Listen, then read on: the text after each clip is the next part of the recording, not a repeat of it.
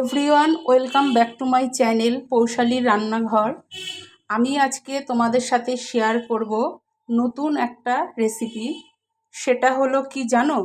সেটা হলো ডিম ভুজিয়া কারি বা ডিম ভুজি কারি, যে যেরকমভাবে যেরকম নামে আর কি বলে। আমি বলি ডিম ভুজিয়া কারি। দেখো ডিম ভুজিয়া কারি কীরকম করে করছি আমি আজকে। তিনটে ডিম আমি নিয়েছি, তিনটে ডিমকে ভেঙে নিয়েছি বাটির মধ্যে। এবার তিনটে ডিম আমি ভালো করে ফেটিয়ে নেব। ফেটিয়ে নিয়ে দেখো কড়াইটা আমি গ্যাসে বসিয়ে দিয়েছি। কড়াইতে এবার আমি তেল দিয়ে দেবো।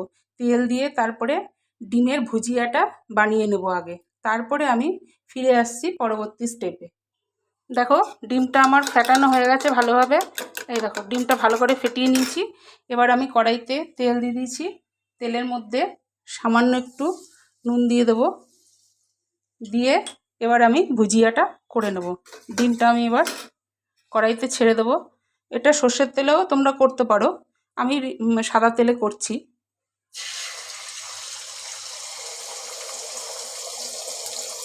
ডিমটা দিয়ে দিলাম, এবার ফেটানো ডিমটা। এবার আমি এটাকে ভুজিয়া করে নেব। এই দেখো ডিম ভুজিয়া আমার হয়ে এসছে। ডিমটা ভুজিয়া করে নিলাম আমি।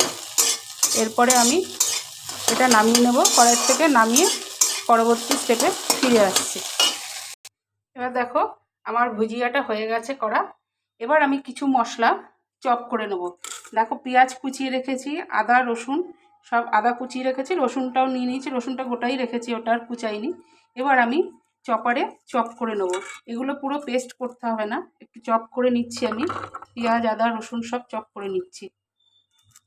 দেখো এই যে আদা রসুন দিয়ে দিলাম,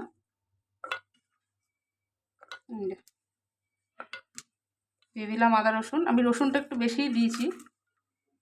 পেঁয়াজটাও দিয়ে দিচ্ছি, আর একটু বেশি করে একটু চপ করে নিচ্ছি, দিয়ে দিলাম। এবার আমি চপ করে নিচ্ছি, দেখতে থাকো, পরবর্তী স্টেপে ফিরে আসছি। এবার দেখো মশলাটা আমার চপ করা হয়ে গেছে। এবার আমি কড়াইটা আমার গরমই রয়েছে, কড়াইতে আমি সাদা তেল দিয়ে দিচ্ছি। খুব বেশি তেল লাগবে না, কিন্তু একটুনিক দিলেই হবে। তিনখানা তো ডিম, সাদা তেল দিয়ে দিলাম। এবার আমি এর মধ্যে ফোড়নে দিচ্ছি অল্প একটু গোটা জিরে, আর 3টে লবঙ্গ, 3টে এলাচ, একটা দারচিনি দিয়ে দিলাম। এবার এগুলোকে একটু ভেজে নেব। দেখো একটা আমি তেজপাতাও দিয়ে দিয়েছি ওর মধ্যে। এবার আমি ভালো করে এটা একটু নেড়ে নিই। গোটা গরম মশলাটা, জিরেটা একটুখানি নেড়ে নিয়ে খানিকক্ষণ 2-4 মিনিট একটু নেড়ে নিয়ে তারপরে আমি মশলাটা দেবো এর মধ্যে। যেটা চপ করে রেখেছি যেই মশলাটা, সেই মশলাটা আমি এবার দেব। দেখো মশলাটা এবার দিয়ে দিচ্ছি।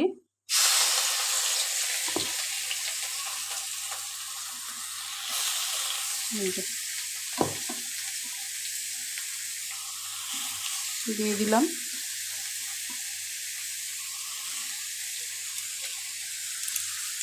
চপ করা মশলাটা আমার দেওয়া হয়ে গেল। এবার আমি এটাকে ভালো করে নেড়ে চেড়ে ভেজে নেব, ভালো করে নাড়াচাড়া করে ভেজে নেব।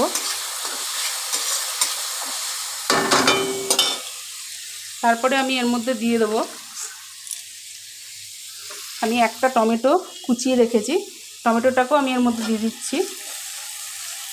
দিয়ে এবার ভালো করে মশলাটাকে কষিয়ে নেব। তারপরে আমি কিছু গুঁড়ো মশলা দেবো এর মধ্যে। মশলাটাকে আগে ভালো করে কষিয়ে নিই। মশলাটাকে পেঁয়াজ আদা রসুন টমেটো সব আগে ভালো করে কষিয়ে নিই। এই দেখো আমার ভাজা হয়ে গেছে। আচ্ছা বন্ধুরা, আরেকটা কথা বলি, এখানে তোমরা কাঁচা লঙ্কাও চপ করে নিতে পারো। আর আমার যেহেতু কাঁচা লঙ্কা বাটা রয়েছে, ওই জন্য আমি আর কাঁচা লঙ্কাটা দিইনি, শুধু পেঁয়াজ আদা রসুন দিয়েছি। এই 3টে জিনিস চপ করে নিয়েছি।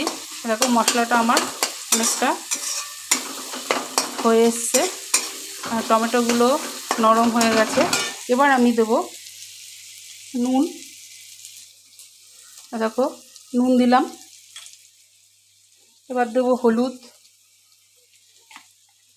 এবার দেবো কাঁচা লঙ্কা বাটা,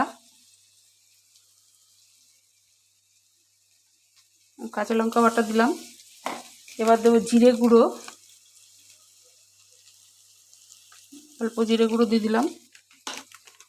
এবার দেব গরম মশলা গুঁড়ো দিয়ে দিলাম।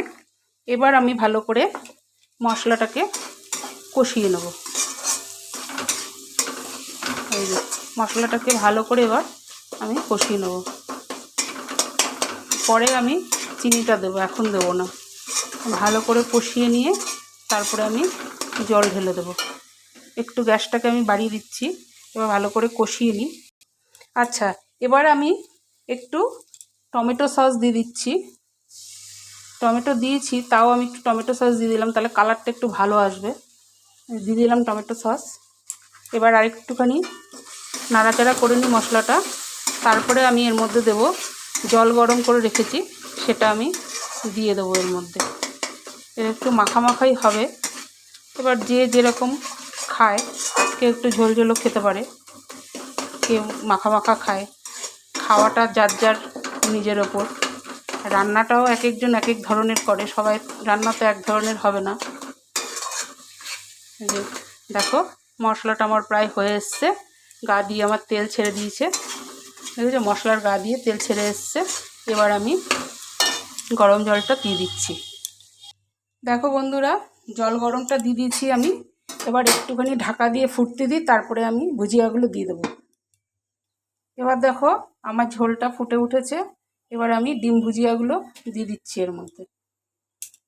দিয়ে দিলাম। এবার ভালো করে নেড়ে চেড়ে ফুটতে দেবো। আর একটু ঝোলটা শুকাবে, এটা একটু বেশি ঝোল রয়ে গেছে, আর একটু মাখা মাখা হবে।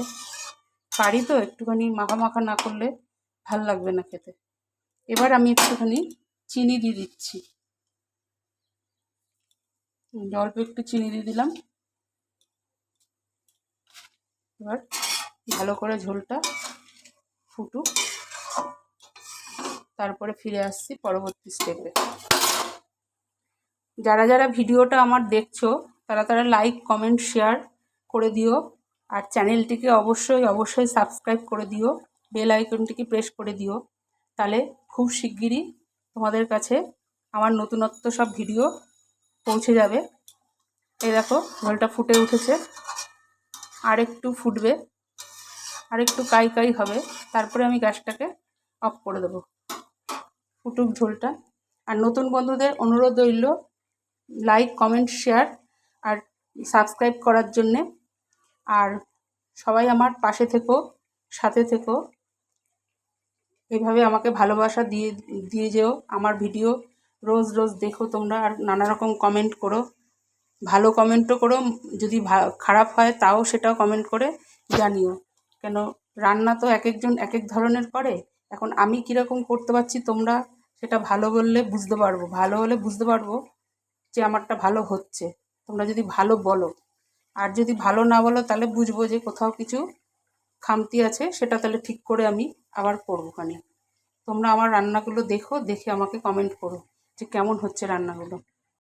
এবার দেখো বন্ধুরা, আমার ডিম ভুজিয়া কারি অলমোস্ট ডান। এই দেখো, এবার গ্যাসটা আমি অফ করে দিয়েছি। ভিডিওটা এই পর্যন্ত। কাল আবার অন্য কোনো নতুন একটা ভিডিওর সাথে দেখা হবে। আর তোমাদের সব সময় বলি তোমরা ভালো থেকো, সুস্থ থেকো, সাবধানে থেকো। বাই।